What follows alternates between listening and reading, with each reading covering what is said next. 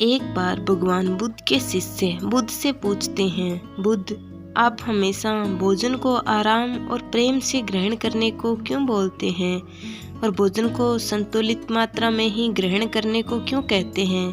क्या हम उस भोजन को प्रेम से ग्रहण नहीं करेंगे तो क्या वह भोजन नहीं रहेगा, या हम भोजन को ज़्यादा मात्रा में ग्रहण करेंगे तो वह विष का कार्य करेगा? बुद्ध कहते हैं, हम जैसा भोजन करते हैं हमारे विचार वैसे ही होते चले जाते हैं। भोजन से बुद्ध का मतलब उन सभी चीज़ों से है जो हम यहाँ ग्रहण करते हैं, फिर चाहे वह खाद्य पदार्थ हो या जानकारी। ये दोनों चीज़ें हमारे जीवन को गहराई से प्रभावित करती हैं। बुद्ध अपने शिष्यों से कहते हैं कि मैं तुम्हें एक छोटी सी कहानी सुनाता हूँ, इससे तुम इस बात को अच्छे से समझ पाओगे। एक समय की बात है, जंगल में एक साधु अपनी कुटिया बनाकर रहा करते थे। जो व्यक्ति उनके पास अपनी समस्या लेकर जाता वे उसे पल भर में समाधान कर देते थे। धीरे धीरे आसपास के गांव के लोग उस साधु के पास अपनी समस्या का समाधान पूछने आने लगे और वे सभी की समस्या का समाधान कर देते। धीरे धीरे उनकी प्रसिद्धि गांव और नगरों से राजधानी तक पहुंच गई।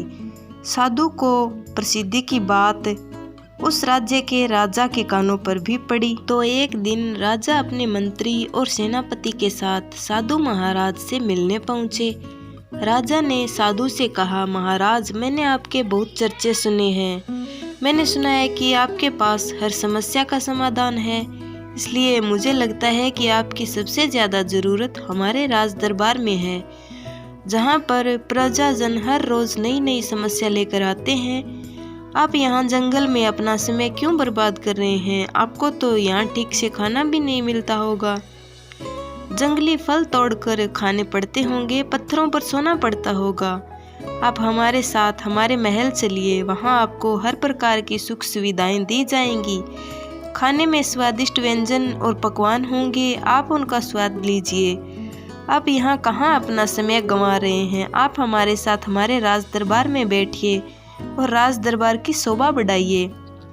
वह साधु उस राजा से बहुत मना करते हैं, लेकिन वह राजा नहीं मानता, उनके चरणों में पड़ जाता है और अंततः वह उस साधु को महल ले जाता है। और महल में वह राजा उस साधु को हर तरह की सुख सुविधाएं देता है। धीरे धीरे समय बदलता है और समय बदलने के साथ ही साधु का व्यवहार भी बदलने लगता है।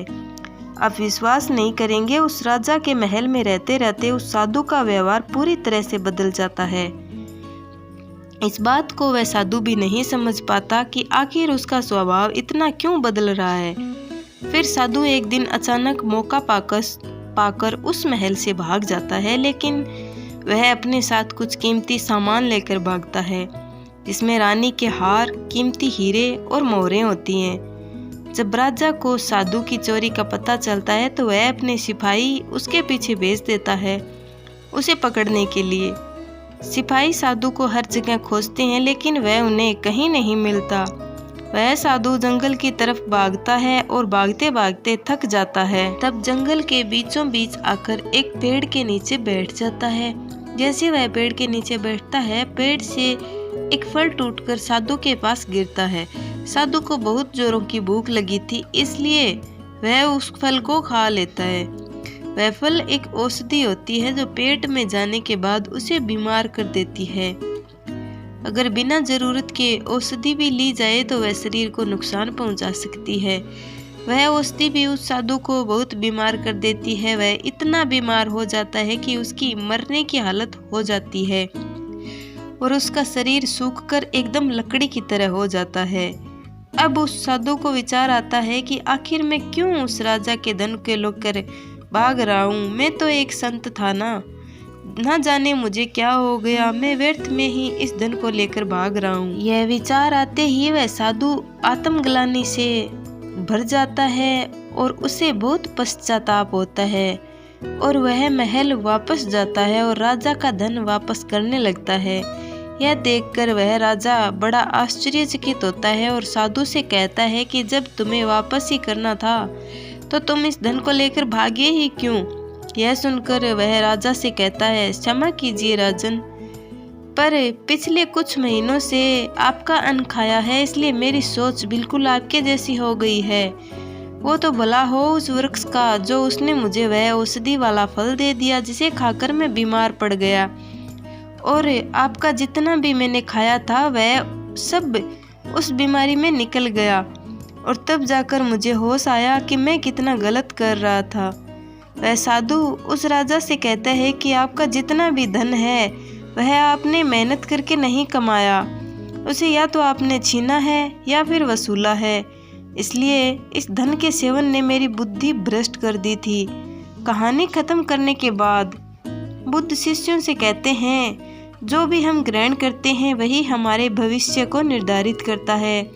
इसलिए मैं आपसे कहना चाहता हूँ कि कुछ भी ग्रहण करने से पहले यह ज़रूर देखें कि जिसे आप ग्रहण करने जा रहे हैं वह कहाँ से आता है। क्या यह पाप से आता है, क्रोध से आता है, ईर्ष्या से आता है या फिर प्रेम से आता है। क्योंकि जिसे आप भीतर ग्रहण करते हैं, चाहे वह भोजन हो या फिर विचार, ये दोनों ही तय करते हैं कि आपका भविष्य कैसा होगा। दोस्तों, आशा करते हैं इस कहानी से आपको कुछ अच्छा सीखने को ज़रूर मिला होगा। अगर हाँ तो वीडियो को लाइक और अपने दोस्तों और फैमिली मेम्बर के साथ शेयर करना बिल्कुल ना भूलें।